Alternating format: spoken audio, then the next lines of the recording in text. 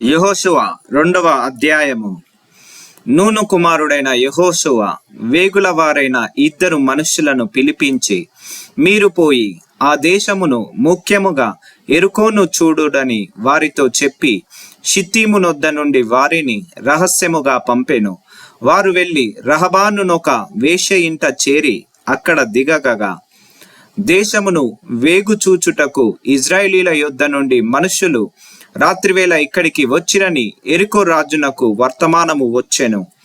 అతడు నీ యొద్దకు వచ్చి, నీ ఇంట చేరిన ఆ మనుష్యులను వెలుపలికి తీసుకొని రమ్ము, వారు ఈ దేశమంతటిని వేగుచూచుటకై వచ్చిరని చెప్పుటకు రాహాబు నొద్దకు మనుషులను పంపగా, ఆ స్త్రీ ఆ 2 మనుషులను తోడుకొని వారిని దాచిపెట్టి, మనుషులు నా యొద్దకు వచ్చిన మాట నిజమే, వారెక్కడి నుండి వచ్చారో నేనెరుగను.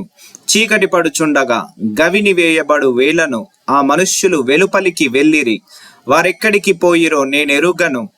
మీరు వారిని శీఘ్రముగా తరిమితిరా పట్టుకొందురు అని చెప్పి తన మిద్దె మీదికి ఆ 2 ఎక్కించి దాని మీద రాశి వేసి ఉన్న జనుప కట్టెలో వారిని దాచిపెట్టెను. ఆ మనుష్యులు యోర్దాను దాటు రేవుల మార్గముగా వారిని తరిమిరి. తరుమపోయిన మనుష్యులు బయలు వెళ్ళిన తోడనే గవిని వేయబడెను. ఆ వేగుల వారు పండుకొనక మునుపు ఆమె వారున్న మిద్దె మీదికెక్కి వారితో ఇట్లనెను, యెహోవా ఈ దేశమును మీకిచ్చుచున్నాడనియు, మీ వలన మాకు భయము పుట్టుననియు, మీ భయము వలన ఈ దేశ నివాసులందరికీ ధైర్యము చెడుననియు నేనెరుగుదును. మీరు ఐగుప్త దేశములో నుండి వచ్చినప్పుడు మీ ఎదుట యెహోవా ఎర్ర సముద్రపు నీరును ఎలాగూ ఆరిపోచేసెనో, యోర్దాను తీరమనున్న అమోరీల 2 రాజులైన సిహోనుకును ఓగుకును మీరేమి చేసితిరో, అనగా మీరు వారిని ఎలాగూ నిర్మూలము చేసితిరో ఆ సంగతి మేము వింటిమి. మేము వినినప్పుడు మా గుండెలు కరిగిపోయెను.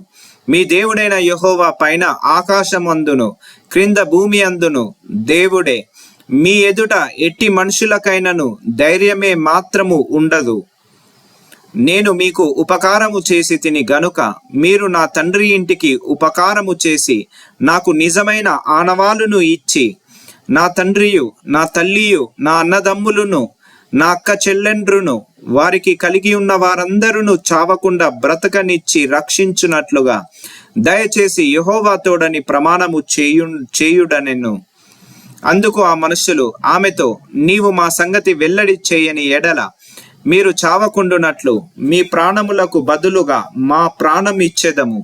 యెహోవా ఈ దేశమును మాకిచ్చినప్పుడు నిజముగా మేము నీకు ఉపకారము చేసేదమనిరి. ఆమె ఇల్లు పట్టణపు ప్రాకారము మీద నుండెను. ఆమె ప్రాకారము మీద నివసించుచున్నదని గనుక త్రాడు వేసి కిటికీ ద్వారా వారిని దింపెను. ఆమె మిమ్మును తరుమబోయిన వారు మీకెదురుగా వచ్చుదరేమో, మీరు కొండలకు వెళ్ళి తరుమబోయిన వారు తిరిగి వచ్చు వరకు 3 దినములు అచ్చట దాగియుండుడి, తరువాత మీ త్రోవను వెళ్ళుడని వారితో అనగా, ఆ మనుష్యులు ఆమెతో ఇట్లనిరి, ఇదిగో మేము ఈ దేశమునకు వచ్చు వారము గనుక నీవు మా చేత చేయించిన ఈ ప్రమాణము విషయమై మేము నిర్దోషులమగునట్లు నీవు మమ్మును దించిన ఈ కిటికీకి ఈ ఎర్రని దారమును కట్టి నీ తండ్రిని నీ తల్లిని నీ అన్నదమ్ములను నీ తండ్రి ఇంటి వారినందరినీ నీ ఇంట చేర్చుకొనుము. నీ ఇంటి ద్వారములలో నుండి వెలుపలికి వచ్చువాడు తన ప్రాణమునకు తానే ఉత్తరవాది. మేము నిర్దోషులమగుదుము. అయితే నీ యొద్ద నీ ఇంటనున్న ఎవనికే గాని ఏ అపాయమైనను తగిలిన ఎడల దానికి మేము ఉత్తరవాదులము.